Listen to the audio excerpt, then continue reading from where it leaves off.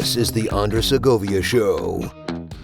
I'd like to welcome on to the Andres Segovia Show someone I've been on a show with, and that would be Joe McGaha. Joe, welcome to the Andres Segovia Show. It's my turn to host you. Thank you so much. Thanks for the invitation. I'm happy to be here. For those who may not know, can you tell us, tell my audience about you and Joe? More people tuned into the Spanish one, like on X and all that, and on LinkedIn than they did the English one. So for the English-speaking audience, because we're doing this in English, tell us about your show and what's it about. Okay, well, my show used to be called Dos Gatos en Tierra de Perros. I recently transitioned it to Un Gato en Tierra de Perros because I started with a co-host, and he dropped out a while back. And so now it's just one cat in the land of dogs. Basically, I was born in Madrid, and people from Madrid are called gatos, cats. So, and of course, living in the United States, and my buddy also, we met in school back in Madrid back in the day. So he lives in the States as well. And so we were dos gatos, two Madrileños, two guys from Madrid living in the United States, which is I guess the land of dogs. Dogs. Yeah, we love dogs. Yes. So basically we had started it because we were talking about politics a lot to each other. He used to call me and we would talk for hours, and his wife she said, you need to start a podcast because she's a nurse and she commutes for an hour every day and she listens to different podcasts. So we started it right at the beginning of Trump's presidential campaign, basically in April of 2023, around there. Oh, okay. And we started talking about, first episode was about Trump. Second episode was about Biden. And we had a guest from Spain on, and then we would just have us talking back and forth for a while. And then we started having other guests and talking about other topics, about culture, about the arts. I'm a screenwriter as well, so I had friends of mine in the film industry on to talk about movies, and then it kind of got varied. We had different visions.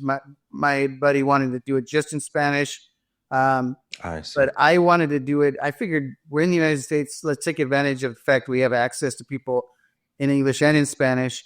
And now with AI and with everything else, even if you don't speak English, you can still listen to our program in English and get subtitles, or you can, there are some apps where you can actually even get the voice in Spanish from English and vice versa.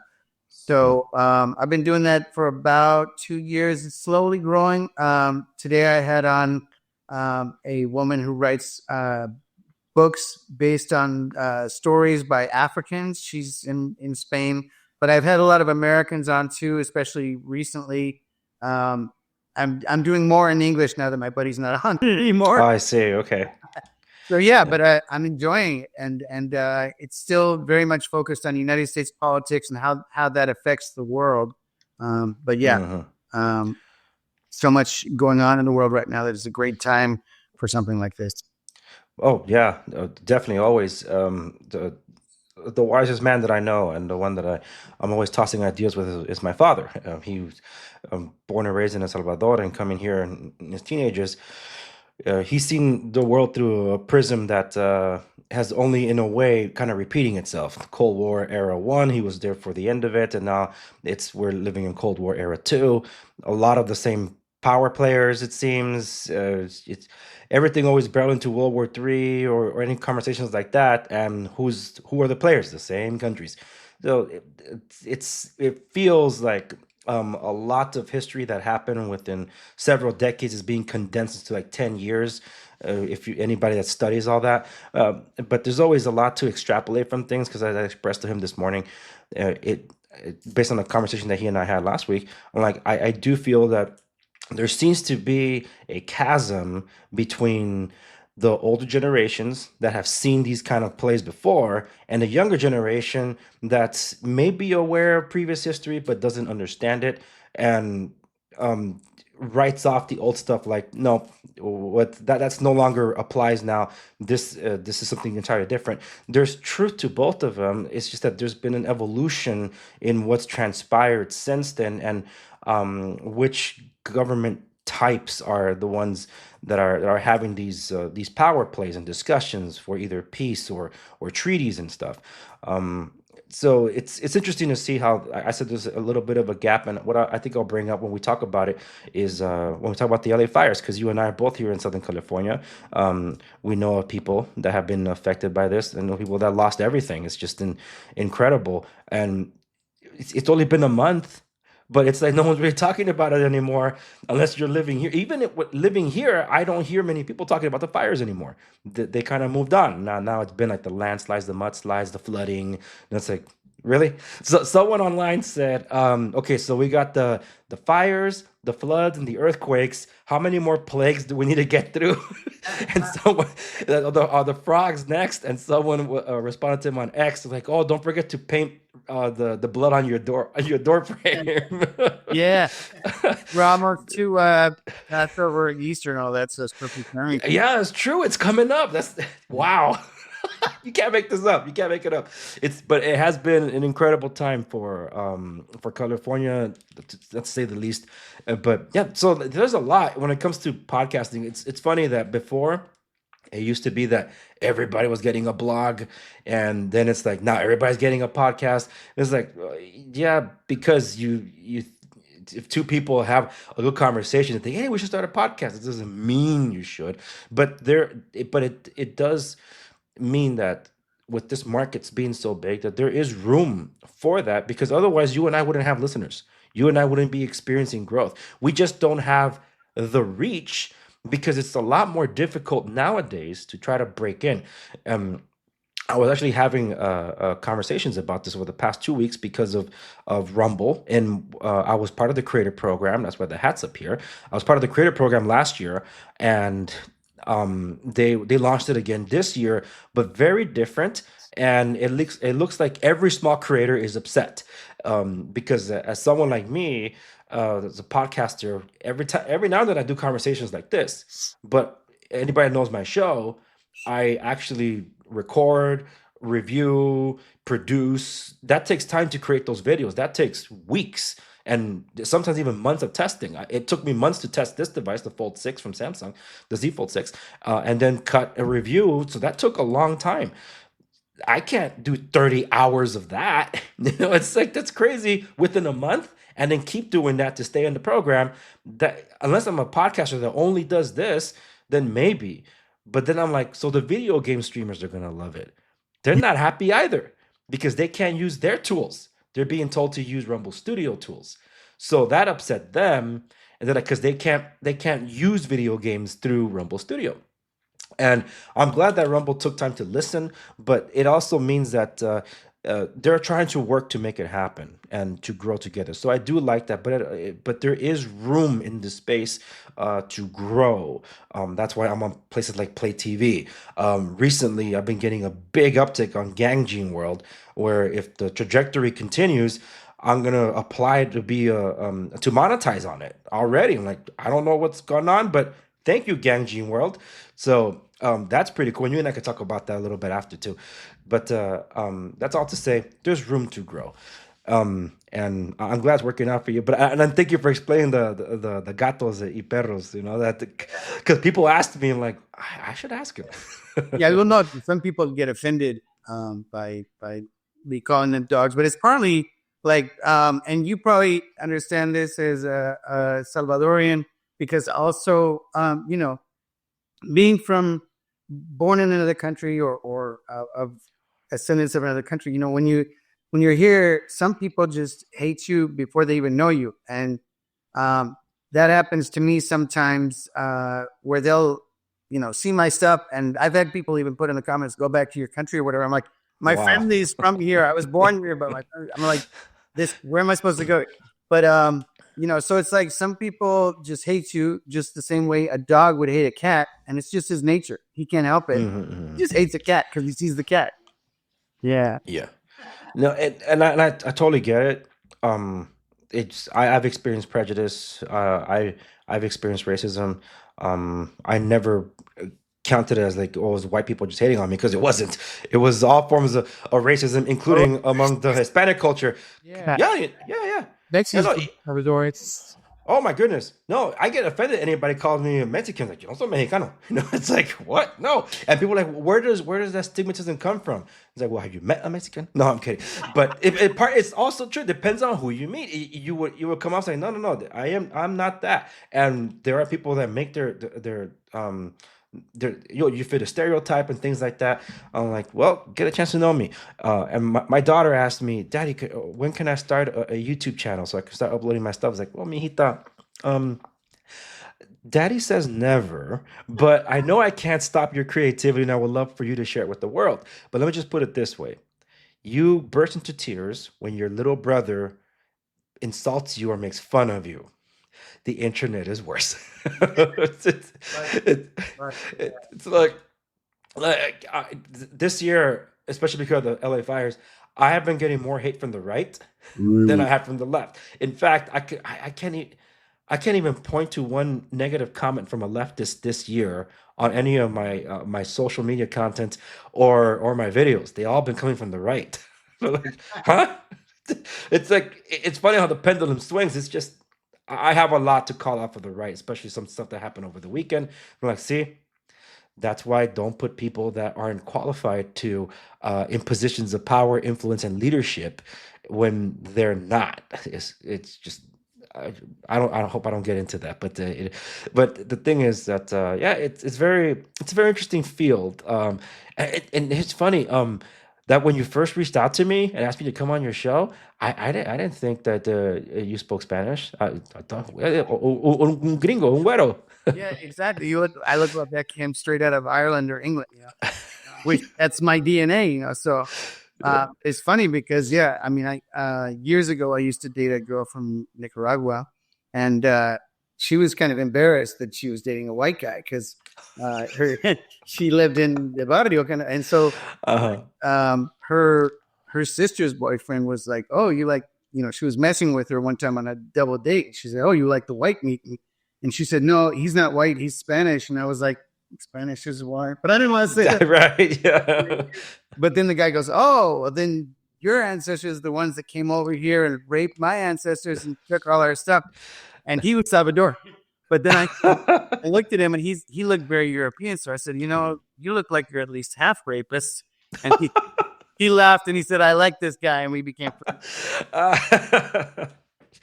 It's just everything's about perspective. I actually did. I don't think I shared this on your show because we did both in English and Spanish. The longest one being in Spanish. So for anybody that understands Espanol, I'm gonna be leaving a link. I'm gonna be leaving a link to both, but I recommend people tune into the Spanish one for those of you that understand it, or who knows, maybe the auto caption works. But I shared stuff with you that I didn't share with anyone else, and we had such a great conversation at the very end about AI that it was the first time I've ever actually addressed it. And I wanted to address it again on my show, but I'm like, man, I didn't articulate it as good as I did on that spur of the moment with you, because I didn't anticipate that question. But I'm like, that's a great question, and I'm not scared of AI the way other people are. But I'm gonna be leaving a link for those of you that are watching in the video description down below where you're watching. So for those of you listening, they're going to be in the show notes to accompany this episode at theandrewsegova.com. But Joe, I don't know. I haven't been to Spain myself. A lot of my family has, but I do have family in Segovia, Spain, because that's where the name stems from.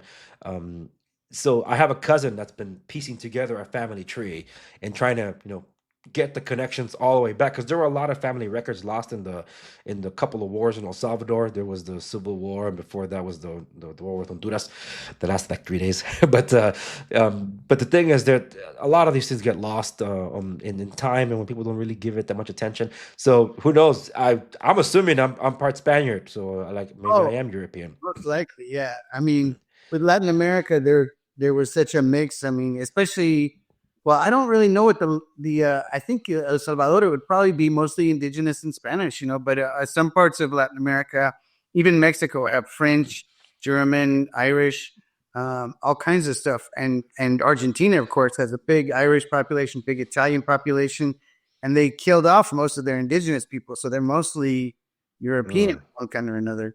mm. Um, yeah, but I would say you definitely have some Spanish blood in you, without a doubt. Yeah. Oh yeah, no.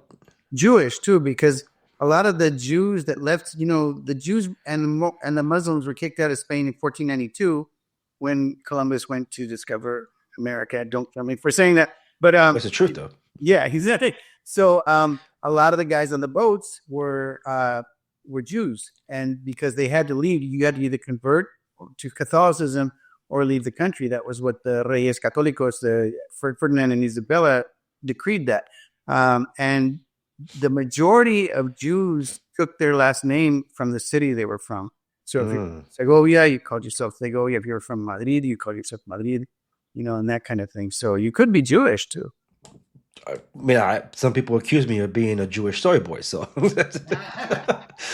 so they might be maybe a little right about the Jewish part, but not the soy boy part. Yeah, but yeah, there are a family of mine that's like, wow, they're white.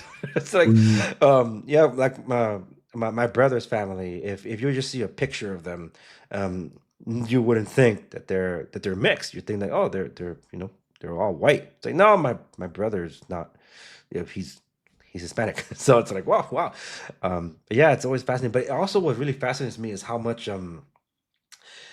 difficult was it for you to speak with the Latin American dialects of Espanol compared to the Spanish that you grew up with? Because you have the official Spanish. Well, it wasn't difficult for me, except that like when I came back here when I was 15. I was used to Spanish from Spain, and the hard part was just because I could understand Mexicans. Some of the words are different, and back then in the 80s, it was mostly Mexicans here, and then slowly Salvadorians filtered in, and then back east, it was people from, Dominican Republic, Cuba, and that kind of thing. I could understand them, but their words were a little different from mine, and also they would make fun of the accent because it uses the TH sound. So like I would say cerveza, and they would be like, "Hey, ¿cómo la buscas?" Like cerveza, así se dice. And then they would act like I had a list, or whatever. And then they would get offended by other things because there are words in Spain that are inoffensive, but here they're offensive. Like in Spain, culo is just your butt. It doesn't mean it's not offensive. It's just your butt, So like, but in Mexico, you don't say that. You say trasero or asiento. Or, So like I offended a family friend one time because we were on a train together and she's Mexican and she was taking up the whole seat. So I said, your culo, move your butt. And she was like, but ¿cómo se atreve? How do you? ¿Cómo se atreve? And stuff like that. And then just there's a lot of sayings in Spain that are, because in some ways Latin Americans are more religious than Spaniards, Spaniards are very Catholic, and they also have other religions. I mean, other forms of Christianity that had come in, and now other religions too. But there was also a very strong leftist and atheist movement in Spain. So they say things in Spain that are sacrilegious in Latin America. Like the biggest one would be like "me cago en Dios," which literally means like I poop on God, Wow. But that's what you say if you're like frustrated at something or somebody. And I got in trouble, not in trouble, but when I was working in one department for the state of California, and a lawyer was being really crappy to me. And I'm just like, okay, all right. He was just yelling at me. And then when I hung up, I said, "me cago en Dios." And all the women who were all Mexican were just crossing themselves. Yes, they threw holy water at you. Yeah, exactly. But like, that's what they say in Spain. I don't know what to tell you, But yeah, so it's just different. I mean, I roll with it, but then when you get too much into talking to people from Latin America, then you go back to Spain, and they're like, "Why are you talking weird?" Because you can't say, like in Spain, you say coger. Coger is to grab something, voy a coger un lápiz or whatever. Voy a coger el autobús.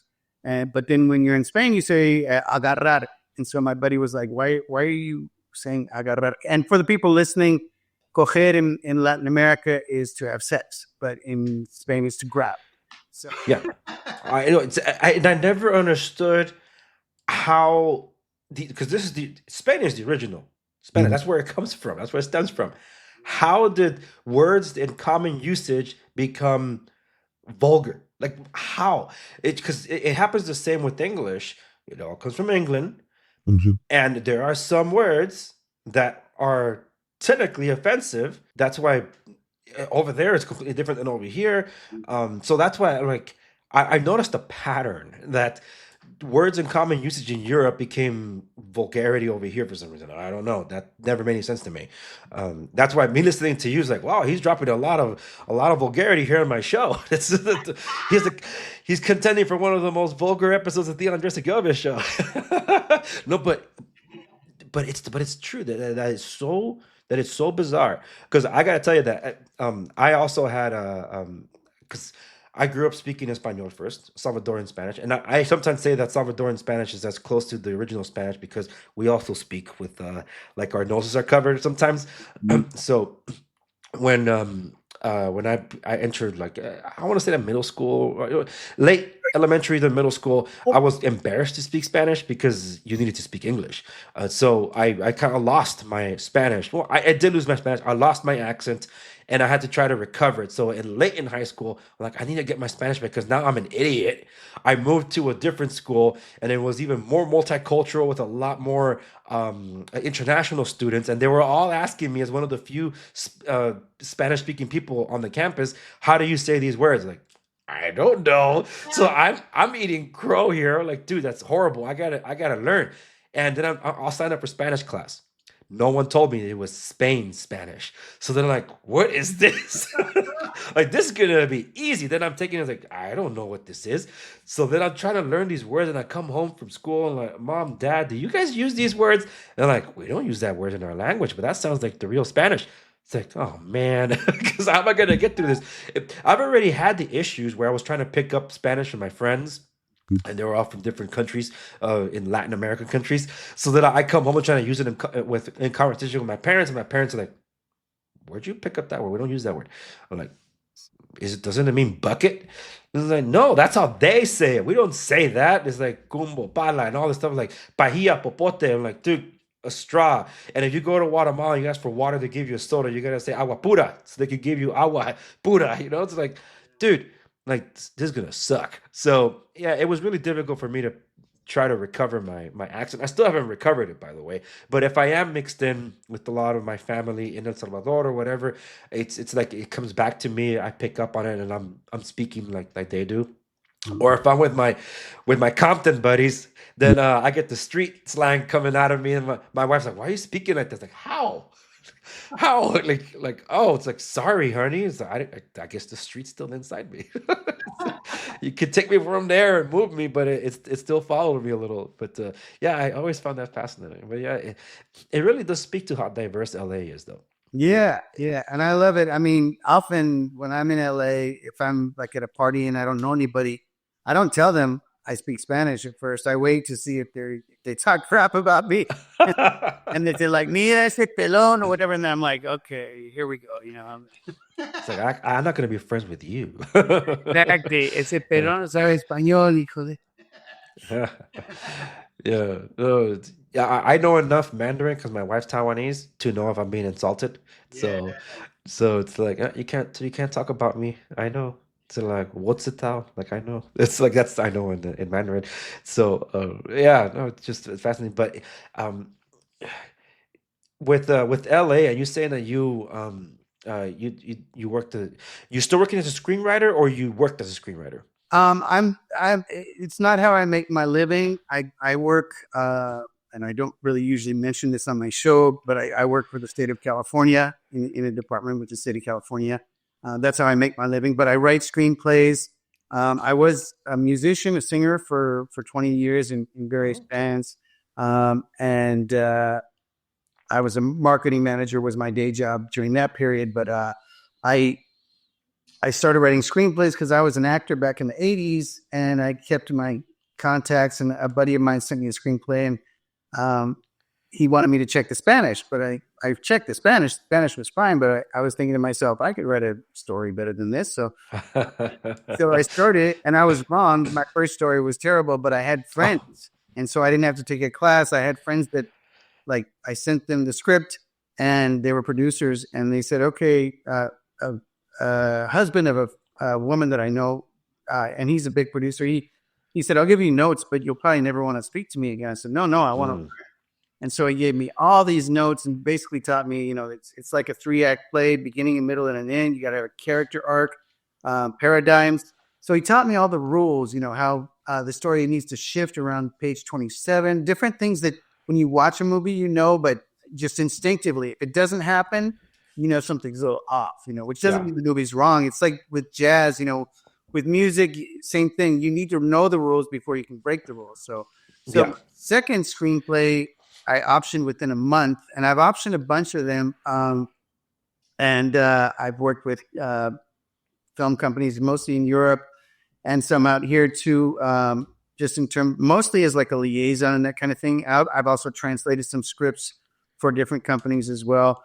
And I have a screenplay currently under option with a producer locally in Southern California who's looking to get financing. That's the toughest thing. I mean, I've had multiple scripts Yeah. where, I made more money, honestly, selling scripts than I did as a singer. Mm. But it's really hard to get financing, and that's what all the producers struggle with is getting investors. And you can't make a movie without money. You have to get money. Yeah, and that's what it sucks in in the industry, because it started for originality, but they just keep going back to the entire trope of rebooting, remaking, expanding a franchise, and just making it stupider. Now we're getting Jurassic Park Rebirth and like Jurassic World Rebirth or whatever it's called. It's like, dude, you did it once and you did it right. That was back in 1992, 93 with Jurassic Park.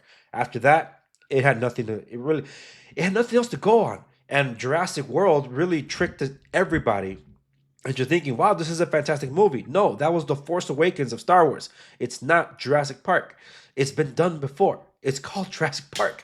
So with everything that you expressed, it's true, because that includes when it comes to book publishing, becoming an author. I'm an independent author. I have my published works up here. I have 4 books in the tank published, and I thought about shopping my books around for maybe a series pickup, and I'm like, hey, look, I'm willing to do the screenplay at no charge.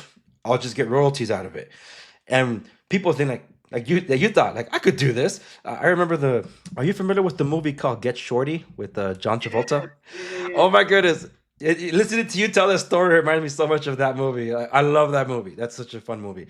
But I've always think about the part where the he, I guess you could say he was a kind of like a mobster, and he's reading the precious screenplay, and John Travolta's character comes in, and he's like, "What?" It's like, that, oh, dude, we can do one of these, It's like, I've seen some of these screenplays that they didn't even put a comma or punctuation in there. It's like, oh, really? Then why do I need you? It's like, well, I don't need you to do it myself then. But yeah, so in college, I took a class called Media Aesthetics for Radio, Television, and Film, because I did consider that as my secondary after automotive engineering.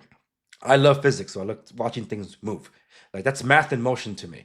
I'm not doing any of those. I'm doing completely different stuff that I never wanted to do, but I'm really good at. But that's another story.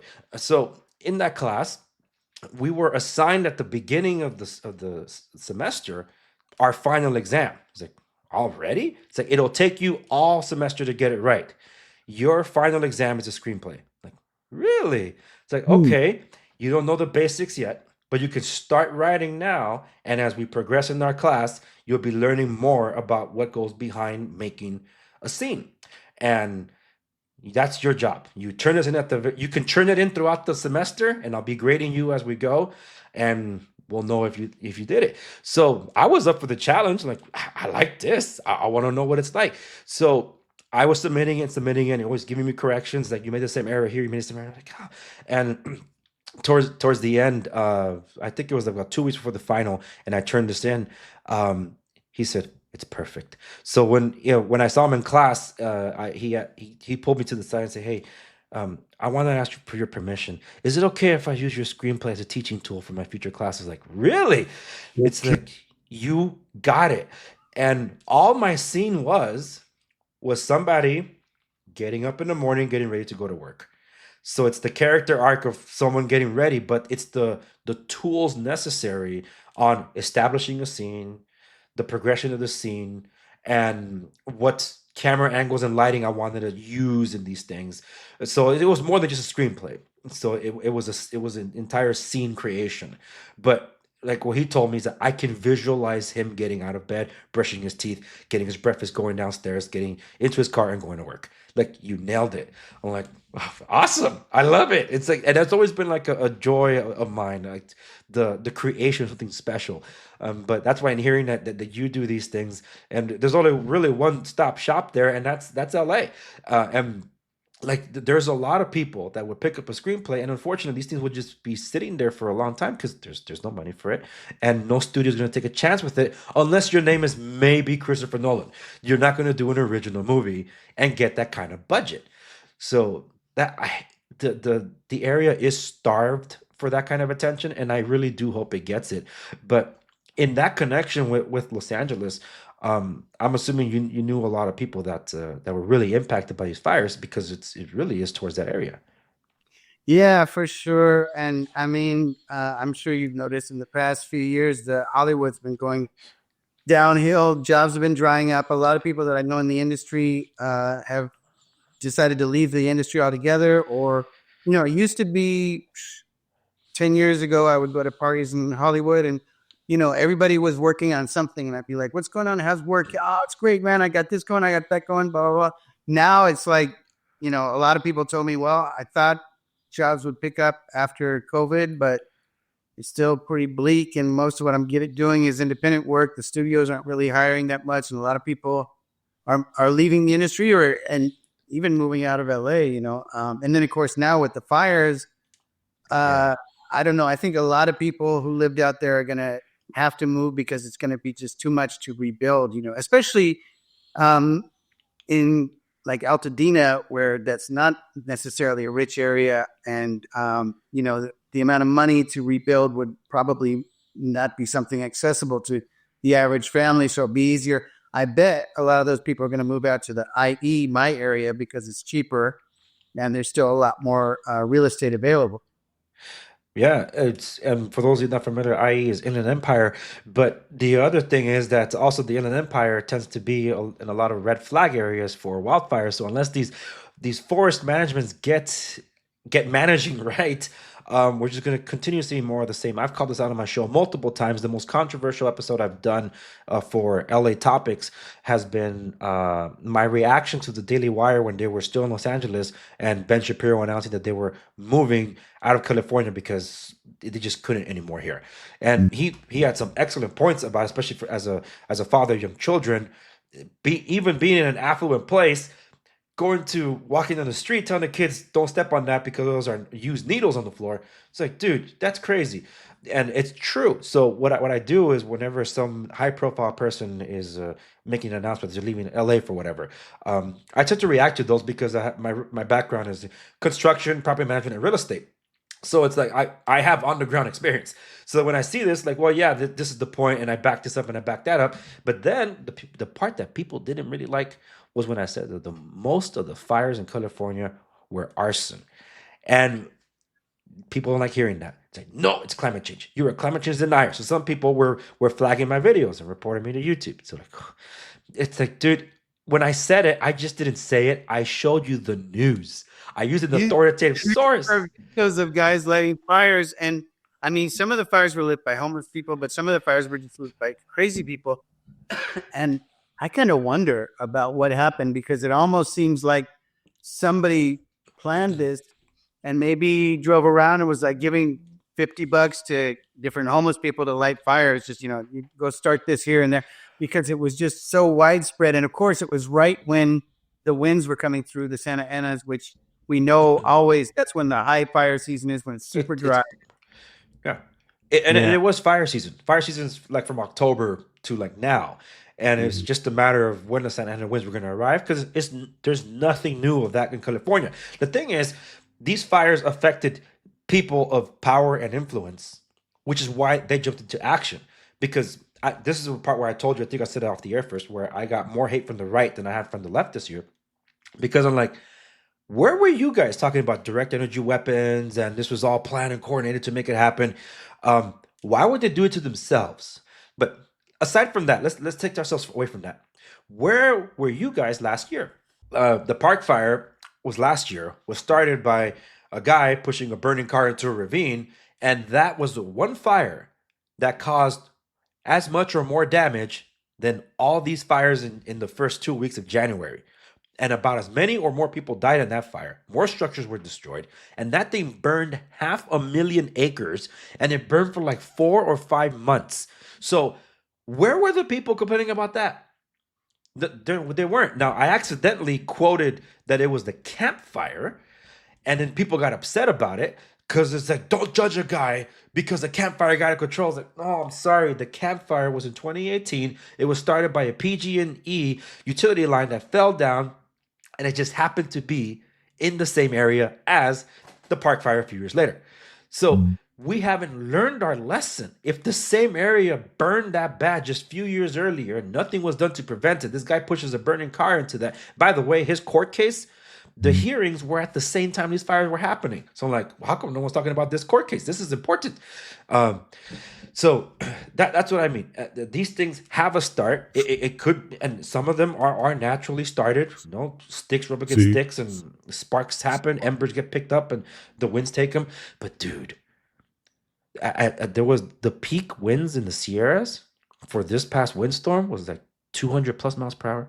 Yeah. I'm like, that's what a super strong Category 5 hurricane. I don't know. I don't think I shared with you this. My buddy who was fighting the Eton fire in Altadena, he was there first day, and a chaplain, fire chaplain that just became ordained from our my church, he was there ground zero in Altadena because he was part of the Pasadena firefighter team.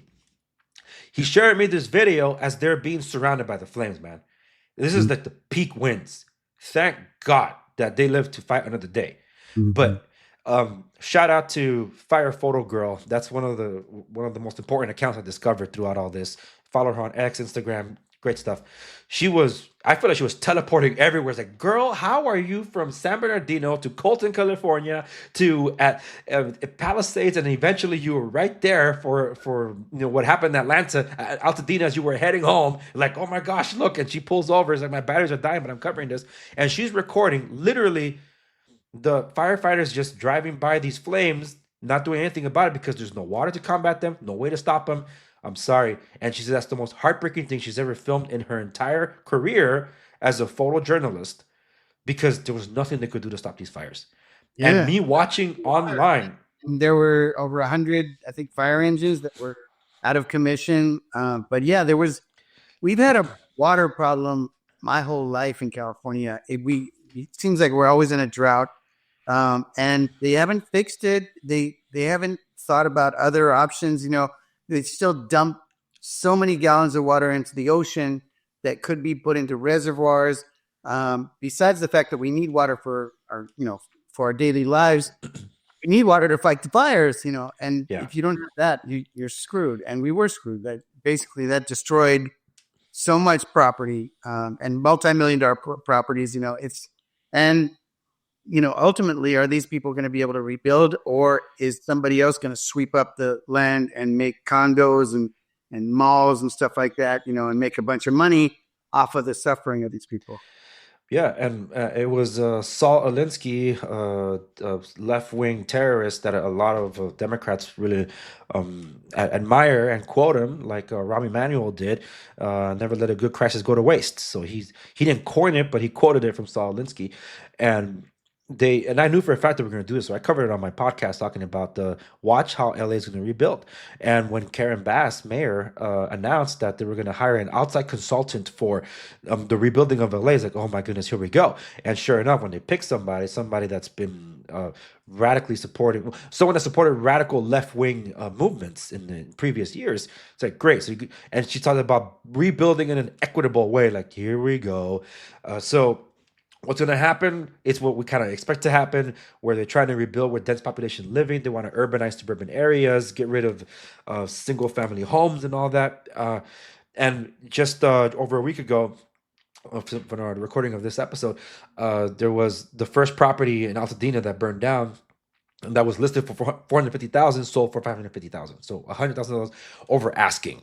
That means the bank would have loaned up to 450, but someone had the cash to way overpay without the bank having to swoop in. I'm assuming it was scooped up in cash anyway, but someone's planning something there, and that was a multi-family unit property. So I can imagine they're either going to put like anywhere from 4 to 8 units, or maybe even more.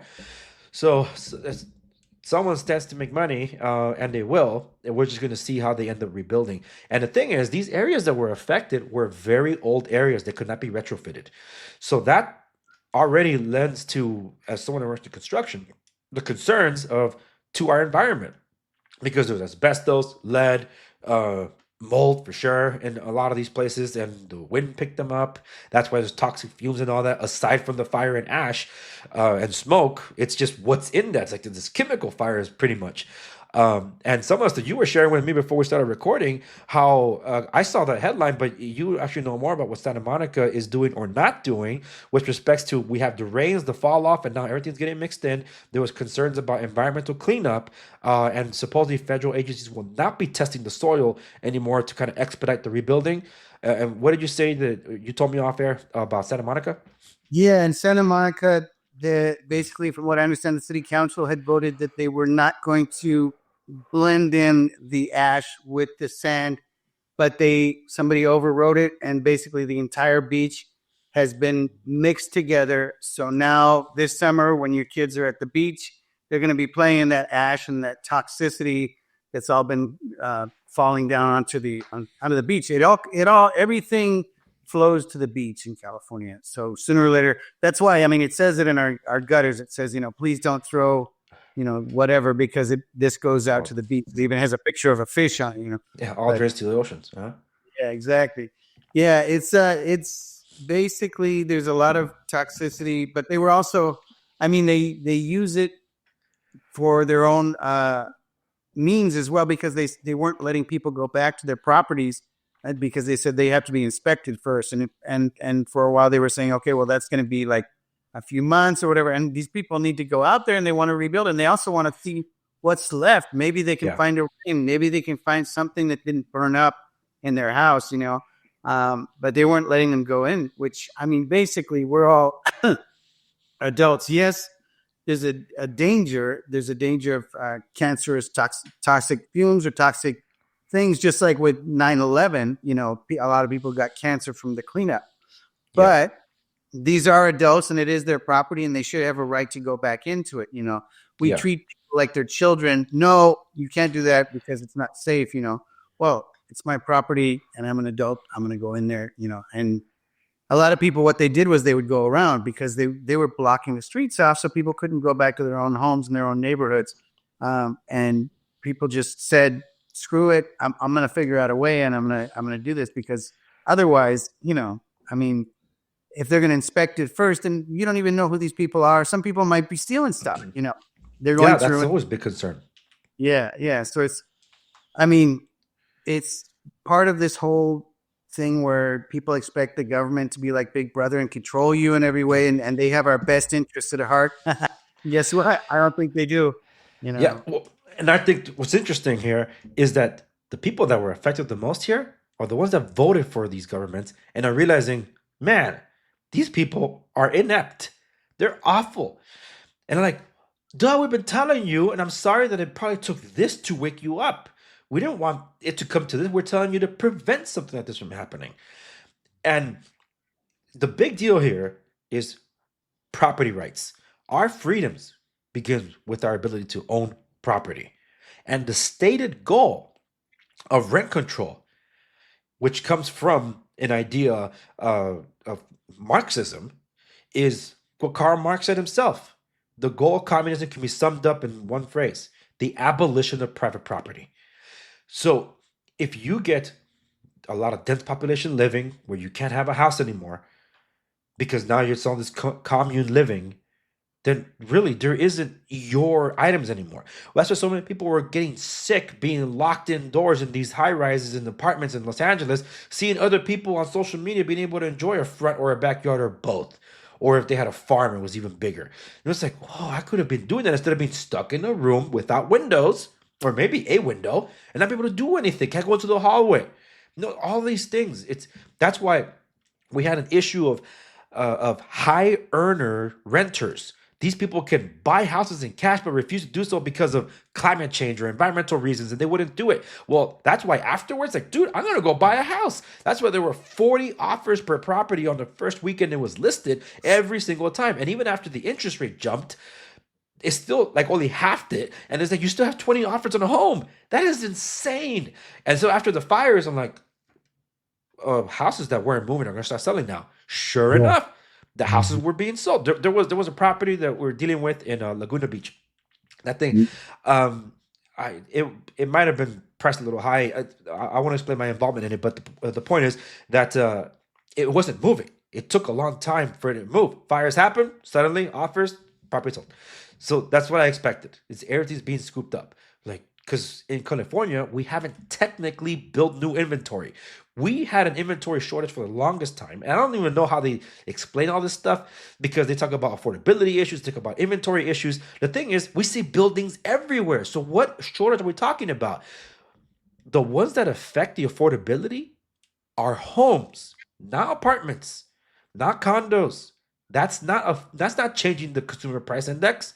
What affects it is your ability to actually own a home to call your own. And people don't understand that when it comes to all these calculations and stuff. So if they're missing that point, it's like, we need to build more, we need to build more. So you have all these apartments. But because of rent control, the only way to make ends meet on an apartment is to make it a luxury apartment. So now they're as expensive as a freaking mortgage. And people can't get in there. That's why more people are like, we have a low income housing affordability issue. It's like, oh my goodness. And you guys keep doing more of the same. The state continues being its own worst enemy. Bureaucracy, get out of the way. And speaking to the fires and bureaucracy and what's going on, these new multifamily properties that are going to be brought up are going to be the luxury of luxury properties, because then you get crap like this. This is the email I was telling you I got before we started rolling.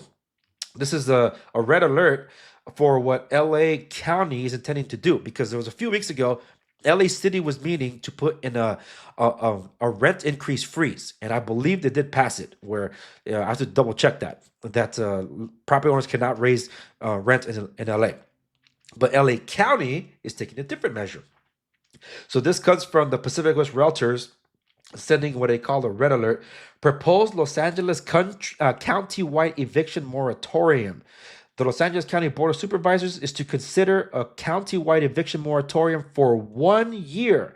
So on Tuesday, February 18th, we're filming this on the 17th, the Los Angeles County Board of Supervisors will consider a motion to create another eviction moratorium for non-payment of rent and no-fault evictions for renters impacted by the recent wildfires for 1 full year.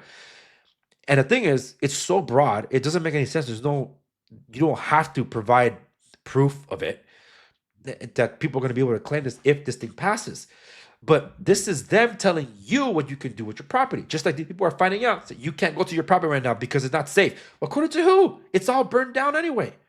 It's already unsafe for me where I am. I need to do something. COVID, they had the moratorium, but they also had a moratorium where people didn't have to pay their mortgage at the same time. But here, what are they going to do if they can't afford their mortgage and they're not getting rent? Yeah. Let me clarify. There was no recourse for landlords to say, oh, but can't you do a mortgage moratorium? This is how it worked. That was not offered anything by the government. That was offered by certain mortgage lenders. And the way it works is you can't pay your rent. You can't pay your mortgage this month or next month. Okay, you can postpone for 3 months. On the 4th month, you pay the 4 months worth of mortgages. So how? Yeah, exactly. How? Meanwhile, the LA and the state required property owners to keep paying the insurance, keep paying the utilities, and keep paying whatever they can to make sure the tenants are not affected. There was no recourse for landlords. And that's why I had people backlashing at me, like, oh, they have access to this. No, they don't. And to clarify, and I clarified what it was, and I said they could sign up for that. That program closed months ago, and there's no longer, there's no availability for it, and that wasn't even enough for landlords. That's why so many of them declare bankruptcy. And the worst part was not being able. You know what? In small claims court, you can't go beyond 10,000. That becomes like a trial court. So you have to. Where's the money to pay for the attorneys? And then where are the tenants if you can't find them? Oh, they left. Some of them Yeah. owing like 100. We talked about this before. California has been losing residents. They've been moving out to other states, So Yeah. yeah, it's crazy. I mean, for the first time in 100 years. I think it's starting to level off right now, but the economy is not doing well, and people are having a tough time paying their taxes, and it's tax time right now, so it's I know. And they're not even giving a tax break. Like, oh, but we lost our house. Well, technically, if you look at the LA parcel records, you see the tax bill, it says land value. Then the other part's called improvements. The improvements is the building on it. The building is gone, but the land's still worth this much. There's your taxes. It's like, dude, for real? You can't give landlords a break, and then you wonder why they're upset that they won't be able to charge rent for their renters. So LA saying, no, you're not raising the rents. And then LA County saying, yeah, you won't be able to evict them for not payment of rent. It's like, so you're giving them reason to go on a so-called rent strike? It's like, what the heck is a rent strike? They're not union workers. They're tenants that entered a contractual agreement. They're not obligated. They didn't have to rent there. But it's not their home. It never was their home. They don't pay for the insurance. It's not their name on the deed. It belongs to somebody else. And like I tell property owners too, hey, you guys also got to practice customer service here because yeah, it's your home, but I'm sure you complain if the business that you're dealing with isn't giving you good customer service. A happy customer keeps coming back to the company to continue shopping with them. So do the same. Many people never really registered that, and that's why we get all these bad landlord issues that affect everyone. When the rules are changed.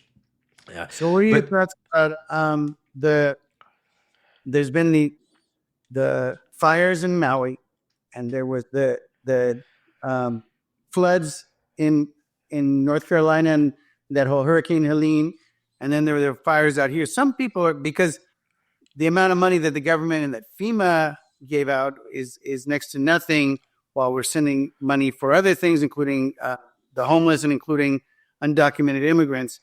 Do you think that this might be part of a bigger plan, or do you think it is all just nature? well, see, here's the thing. We, I'm sure there's a coordinated effort to undermine certain things.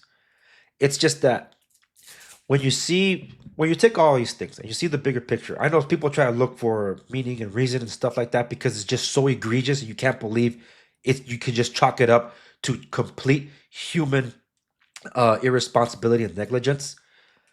But that's what happens in every single socialist communist country. Every time this happens there, we point to it and say, see, socialism sucks. We live in a constitutional republic, but we have been allowing socialist policies since FDR with the with the New Deal, and we've been slowly with the welfare system, with handouts, with government bailouts of banks and the car manufacturers and the airline industries, and then we start complaining about it. See, it's all coordinated. Yes, it's called the failure of socialism.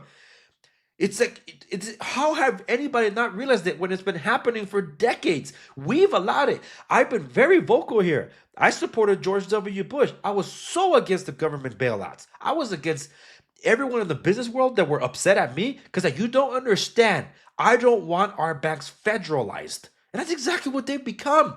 I said, I do not want us taxpayers to bail out the car manufacturers because the unions are the ones that destroyed them. And then what happened? You basically get the government becoming GM, government motors, literally. When under Obama, GM was trying to pay back the taxes that they got, the bailout, and no, the government wanted to remain a stakeholder in GM.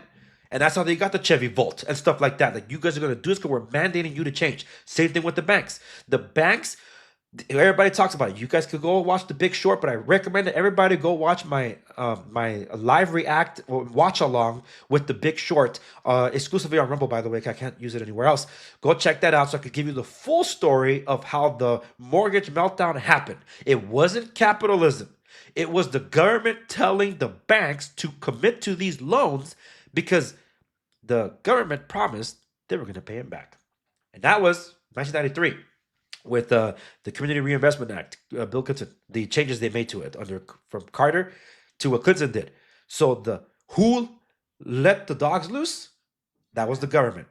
Yeah. So all this is to say, if government gets involved, something terrible happens. That's not to say that our solution is big corporations either. I don't want oligarchs. There has to be some kind of level of responsibility. Yeah. So yeah, see, basically, usually if a company fails, it goes under the employees have to find another job and the market adjusts. But yeah, the government bails out the company when they fail every time. Then basically the value of the dollar goes down, the value of everything goes down because you're not creating anything of value anymore. You're boosting up something that doesn't really have value. Yeah, and not just that. It opens up particularly riskier investments that have no return on investment. Yeah, because they're like, oh, it doesn't matter. I'm gonna get the money back. When the CEOs don't care because they usually have these golden parachutes. So even if they fail and they get fired, they take millions with them as they go. They're set for life, and we end up paying the bill. Like us Angelinos, thank you, Ricardo Lara. We're gonna be paying for the damages of the fires through our insurance. Thank you very much. I was on the live webinar and we submitted our questions ahead of time because he told us to, and that's the first question he responded to because I put it out there and I'm sure he got it all. It's like, why are insurance companies leaving California? And I left that up because they buried it in the government website, and you can find it somewhere on Facebook with the California Association of Realtors. He was gaslighting us in real time.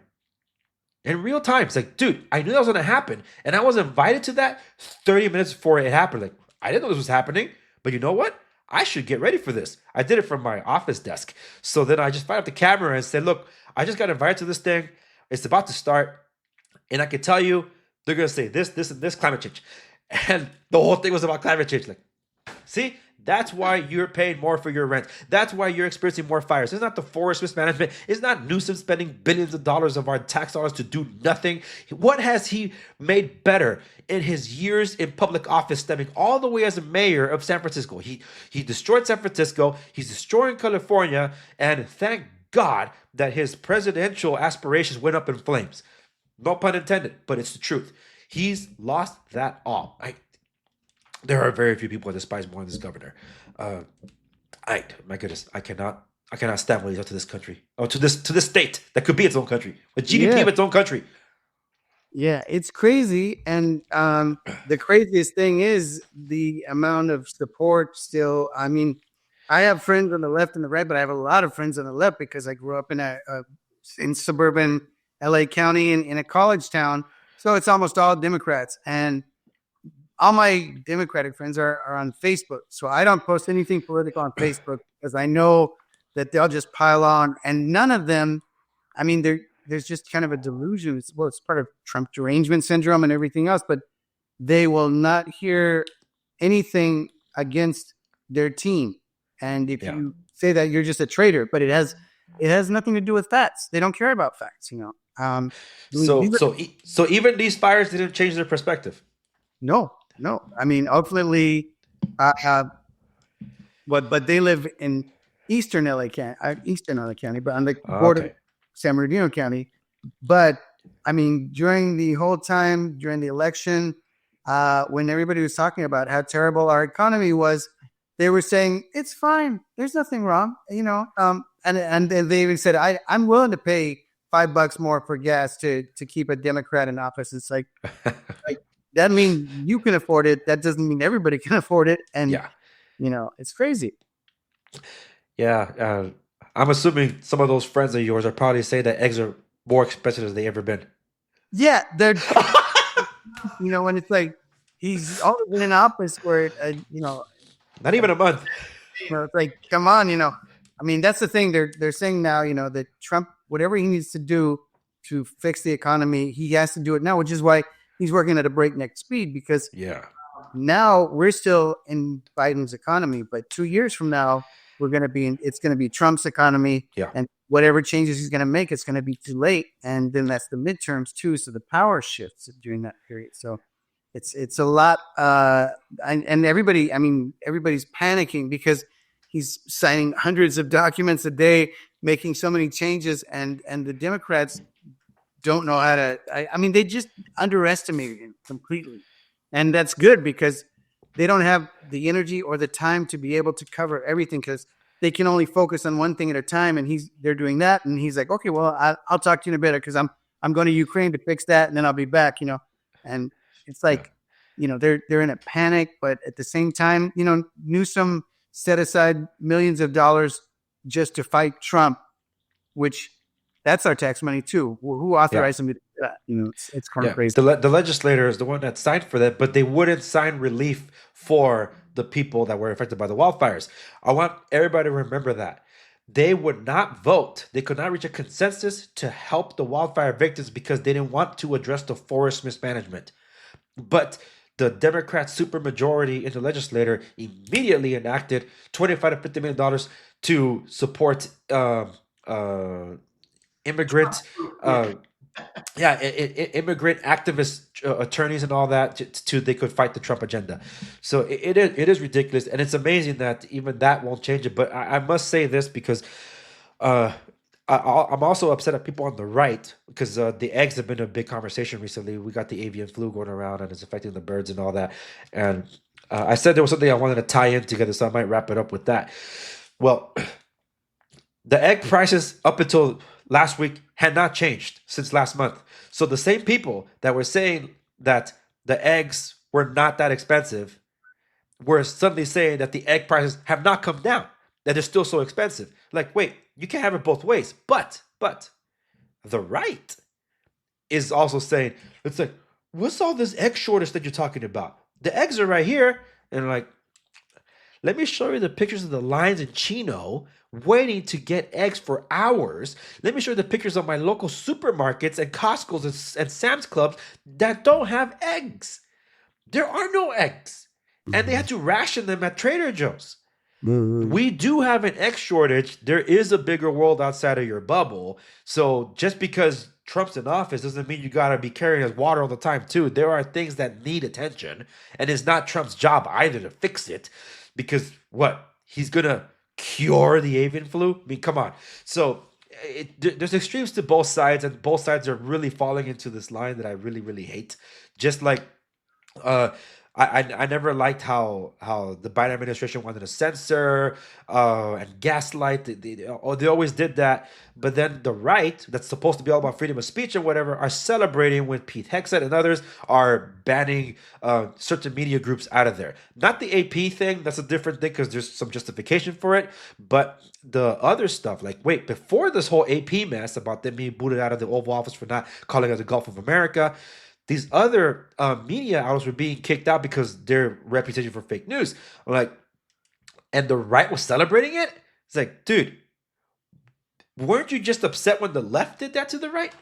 It's like, be consistent, man. So I really do hate that. But this brings me to something that I feel like I got to tie it up with what we were talking about at the very beginning. Because I brought up the avian flu. Someone made the observation. I kind of parroted that. And then I'm like, so my father gave me perspective. I'm like, yeah, now I sound stupid for saying it. Someone made the observation, why do they call it the bird flu? If only chickens are killed by it. The geese are not, the ducks aren't, and all this and that. And I'm like, man, that makes a lot of sense. No, it doesn't. I got caught up, and then I just saw that, like, it's a good observation. No, it's an avian flu because it's transmitted from freaking birds when they poop into the chicken coops, and the chickens end up getting it. My father grew up on a farm. He knows a lot more about this than I do. And I'm like, yeah, that's true. That's what they call the avian flu. It's not because it's a chicken thing. It's an avian thing, a bird issue. Okay. When the wildfires were happening, people were upset. Like, there's so much water. They're next to the Pacific Ocean. Why can't they just take that water and put out the fires? Do you know? Yeah. Do you know how to desalt the ocean? I mean, besides Yeah, they have nature, but it's also something that ecologists have been fighting forever. I mean, they Yeah, have, yeah, it's crazy. and to do it in mass is what we Mhm. don't have. I forget who made the observations. Like how do you suspend millions of gallons of water in the air without any visible signs of support? You build a cloud. The clouds are the ones that pick up the water, desalt it, and then it starts raining somewhere else. You get fresh water. That's awesome. That's God created. That's why it's an intelligent design, not some evolutionary mistake that through millions of years supposedly it came to perfection. Stupid. I've never seen a car crash make something beautiful. So in this case, when you have all this salt water there, it's like let's just say they take the salt water. How did the conquerors pillage and burn and make sure that nothing will grow again in those areas? You would salt it. You destroy crops for who knows how long. So you wanted to destroy our environment, by all means, use salt water. So talk about stupid. For perspective, for everybody to understand, and thank you to the over 20,000 people that tuned into my Instagram when I was covering the fires in real time to get you the information out to you. The if Even with forest mismanagement, if the water part had been done right, the Palisades fire, the Eon fire, would have had the same results as the Hughes fire. The Hughes fire started, picked up real quick, but there was a large body of salt, of fresh water next to it.